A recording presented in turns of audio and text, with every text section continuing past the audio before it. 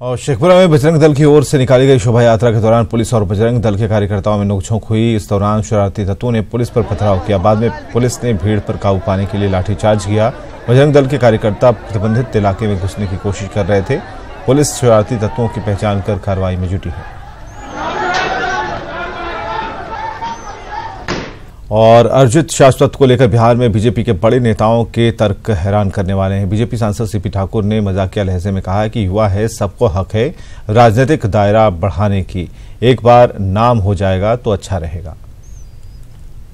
हम ये नहीं कह रहे कि सही किया, ये कोई बड़ा वैसा कुछ काम नहीं किया तो उस पर इतना ज़्यादा कुछ हंगामा नहीं करना चाहिए। हो सकता है लड़का है, कुछ गलती कर दिया, लेकिन कुछ उसमें कोई बहुत ज़्यादा गड़बड़ नहीं किया।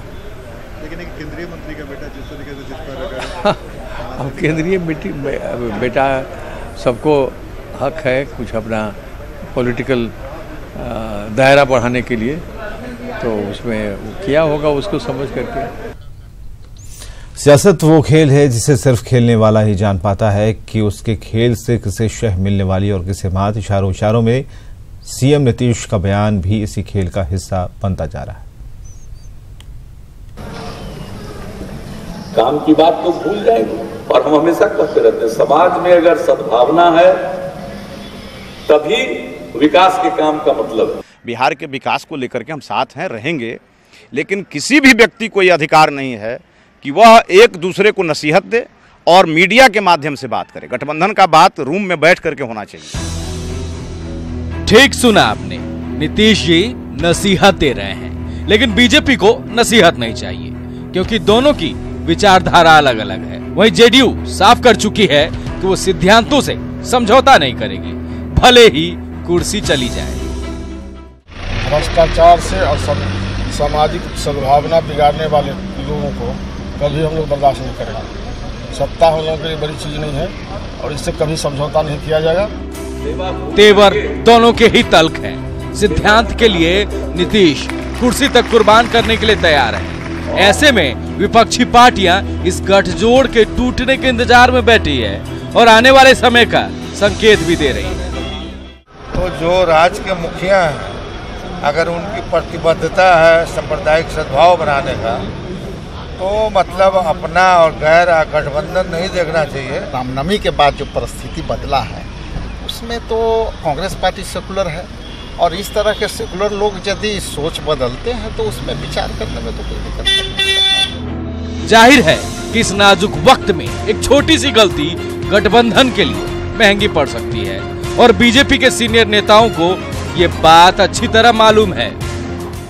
कोई तल्खी नहीं है भाजपा जदयू के बीच में। हम बेहतर ढंग से समन्वय के आधार पर सरकार चलाने का काम कर रहे हैं। जो लोग तल्खी के बारे में सोचते हैं या कुछ तल्खी पैदा करने के बारे में विचार करते हैं, उनको निराशा हाथ लगेगी। बहरहाल बिहार का सियासी माहौल गरमाया हुआ है और कोई किसी को छोड़ने के लिए तैयार नहीं। बयानबाजी के इस सिलसिले का अंजाम क्या होगा ये तो आने वाला वक्त ही बताएगा। आनंद अमृतराज, न्यूज़ 18, पटना।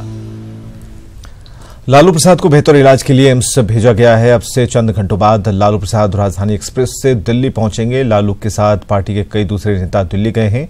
लालू प्रसाद किडनी समेत कई बीमारियों से ग्रस्त हैं, लिहाजा रिम्स ने लालू को बेहतर इलाज के लिए दिल्ली एम्स भेजने की अनुशंसा की थी।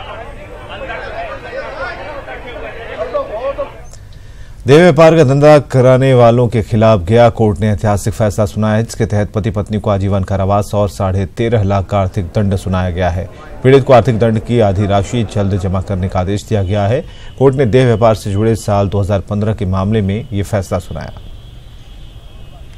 वो एडिशनल 1 साहब के कोर्ट से सस्ता बाबू के कोर्ट से पॉस्को एक्ट 64 पॉस्को एक्ट में 376 में और इमोरल ट्रैफिक एक्ट में और किडनैपिंग केस में सजा हुआ उन लोगों को आजीवन कारावास की सजा हुई है और करीब 10 लाख रुपया आर्थिक दंड भी दिया गया, फाइन भी किया गया है। उसने जज साहब ने यह भी ऑर्डर किया कि उसमें हाफ पोर्शन जितना भी फाइन हुआ है, हाफ पोर्शन जो है विक्टिम को है वो उसको मिलेगा। बाकी ये इस टाइप का सजा ऐतिहासिक सजा। और चंपारण सत्याग्रह शताब्दी वर्ष समारोह के समापन पर आगामी 10 अप्रैल को प्रधानमंत्री मोतिहारी आएंगे। प्रधानमंत्री के आगमन को लेकर जिला प्रशासन ने बड़े पैमाने पर तैयारी शुरू कर दी है। पीएम मोतिहारी के ऐतिहासिक गांधी मैदान में देश के करीब 20,000 स्वच्छाग्रहियों को शपथ दिलाएंगे। चंपारण सत्याग्रह शताब्दी वर्ष अवसर पर माननीय प्रधानमंत्री जी का कार्यक्रम 10 अप्रैल को निर्धारित हुआ है, जैसे कि जानकारी हमें मिल रही है और उसके लिए व्यापक तैयारियां की जा रही हैं। यह कार्यक्रम मुख्य रूप से जिले और जिले के बाहर या पूरे देश से आने वाले 20,000 स्वच्छाग्रहियों का एक राष्ट्रीय स्तर का सम्मेलन है, कॉन्फ्रेंस है। आपको ऐसी जानकारी है कि आगामी 10 तारीख को 10 अप्रैल को माननीय प्रधानमंत्री का विजिट मोतिहारी में हो रहा है।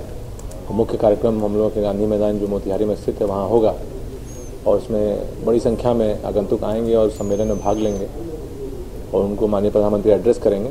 तो हम लोगों का मेन चैलेंज जो है वो पूरे मोतिहारी शहर की सुरक्षा व्यवस्था के लिए ट्रैफिक कंट्रोल और मैनेजमेंट रहेगा।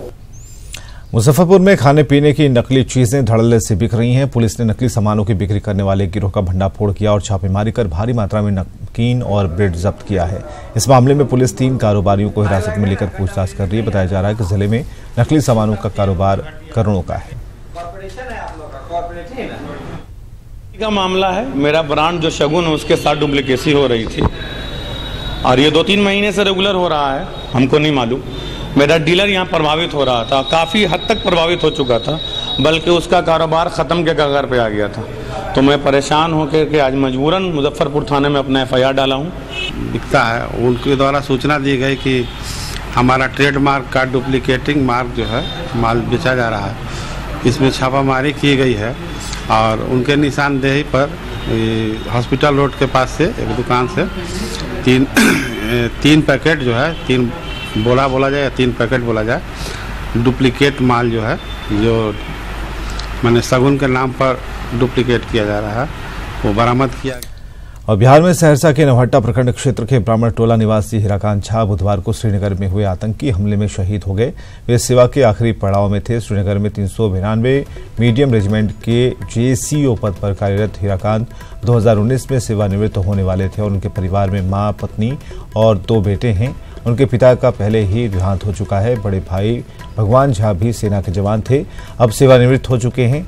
हीराकांत झा के शहीद होने की खबर सुनकर प्रखंड समेत जिले में मातम का माहौल है। आसपास के लोग परिजनों को सांत्वना दे रहे हैं।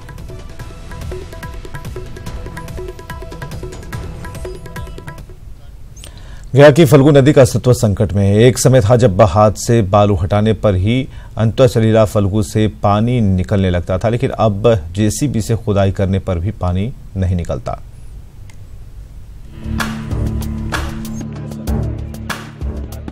धर्मनगरी गया में अपने पूर्वजों को पिंडदान देने के लिए सालों भर तीर्थयात्री आते रहते हैं। परंपरा के अनुसार लोग फल्गु के जल से तर्पण और पिंडदान करना चाहते हैं, लेकिन इस साल गर्मी की शुरुआत में ही उन्हें फल्गु के पानी के लिए भटकना पड़ रहा है, क्योंकि फल्गु में JCB से भी खुदाई करने पर पानी नहीं मिल पा रहा है। जबकि अंतःसलीला मानी जाने वाली नदी फल्गु में कभी हाथ से बालू हटाने पर ही पानी मिल जाता था। स्थिति तो बहुत खराब है। अभी तो गर्मी शुरू ही नहीं हुआ है, अभी तो शुरू हो रहा है। अब नदी का हाल ये है, यात्रियों की बहुत परेशानी होती है स्नान ध्यान करने में। लोग कहते हैं कि नदी में पानी नहीं है, स्नान कहाँ करें, तो हम लोग यहाँ पे बगल में सूर्य कुंड तालाब है, वहाँ यात्रियों को भेजते हैं स्नान करने के लिए। फल्गु के जल स्तर में आई भारी गिरावट के लिए प्रकृति से ज्यादा यहाँ के स्थानीय लोग और सरकार दोषी हैं। नदी पर लगातार अतिक्रमण हो रहा है। पर्यावरणविदों की राय है कि नदी से वैध और अवैध ढंग से बालू का लगातार उठाव हो रहा है। साथ ही शहर का सारा गंदा पानी नदी के बीचों बीच नाला बनाकर बहाया जा रहा है। इतना ही नहीं, पूर्व CM जीतन राम मांझी के बीथों में बैराज बनाने की योजना को ठंडे बस्ते में डाल दिया गया है। जिस तरह से अभी नदी की खुदाई पर तत्पर हम लोग को पता चला है कि हो सकती है कि इस बार पानी की दिक्कत हो। क्यों? इसके नदी में क्योंकि लेयर भाग जाने की तो आपदा का चीज़ है, इसमें तो हम लोग कुछ कर ही नहीं सकते। फल्गु के जल स्तर पर ही गया का पिंडदान आधारित पर्यटन निर्भर है। ऐसे में अगर फल्गु को बचाने के लिए गंभीरता से काम नहीं किया गया तो वो दिन दूर नहीं जब फल्गु किताबों की बात बनकर रह जाएगी। कैमरामैन विपिन के साथ अरुण चौरसिया, न्यूज़ 18 गया। और खबर है गोपालगंज से, जहां रेलवे स्टेशन पर टहल रहे एक युवक को अपराधियों ने चाकू मारकर गंभीर रूप से घायल कर दिया। घायल युवक को सदर अस्पताल के इमरजेंसी वार्ड में भर्ती कराया गया है। बताया जा रहा है कि युवक के शरीर पर चाकू से करीब 1 दर्जन से ज्यादा बार हमला किया गया। युवक को चाकू मारने की वजह क्या थी, इसका खुलासा नहीं हो पाया। हालांकि पीड़ित युवक के बयान पर पुलिस ने मामले की छानबीन शुरू कर दी।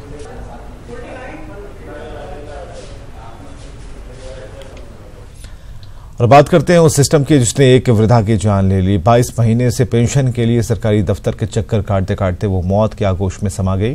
वृद्धा पेंशन योजना की कलई खोलती सुपौल से ये रिपोर्ट देखिए। पहले पेंशन मिलत रहे, आज 2 साल 2.5 साल के पेंशन नहीं मिले छे, नहीं के इलाज कर सकलिए, हमर घर वाला मर गेल। ये तड़प, ये दर्द, ये आंसू उस सिस्टम पर तमाचा है जिसमें आखिरी पैदान पर बैठे शख्स को सरकारी योजना का लाभ दिए जाने का सरकार दावा करती है। लेकिन सुपौल के छातापुर भगवतपुर गांव के 70 वर्षीय वृद्ध गुजन मुखिया की मौत ने ऐसे सिस्टम पर ही सवाल खड़े कर दिए। 22 महीने से इस गरीब परिवार को वृद्धा पेंशन की राशि नहीं मिली थी और पैसों की कमी के चलते इलाज नहीं होने से वृद्ध गुजन मुखिया ने दम तोड़ दिया। पेंशने से घर द्वार चले रहे, कुछ इलाज पाती करते रहिए, जब नहीं मिले तो भ्रष्ट सिस्टम की भेंट चढ़े इस बुजुर्ग का परिवार दाने दाने को मोहताज है। न रहने लायक घर है, न ही संसाधन। पिछले साल पेंशन मद की राशि सीधे लाभुक के खाते में जाने लगी थी, लेकिन सरकारी प्रक्रिया की पेंच में पेंशन का पैसा फंस गया। छातापुर के बीडीओ की दलील भी जरा सुन लीजिए। हो सकता है कुछ लोग ऐसे भी हो जिसका आधार नहीं बना हो, उसको भी कहा गया, पंचायत सचिव को भी निर्देश किया गया पंचायत में कैंप करके शिविर के द्वारा जो भी लोग बचे हुए हैं चिन्हित लोग उनका आवेदन लेके पेंशन का नाम जमा करें। सुपौल की इस मौत ने आपको हमको भले ही झकझोरा हो, लेकिन सरकारी बाबुओं की कान पर जूं तक नहीं रेंग रही। ऐसे जवाब की उम्मीद मुलाजिमों से तो नहीं की जा सकती, वो भी तब जब सरकार के मुखिया गरीबों के लिए सरकारी फंड की कमी नहीं होने देने की बात करते हो।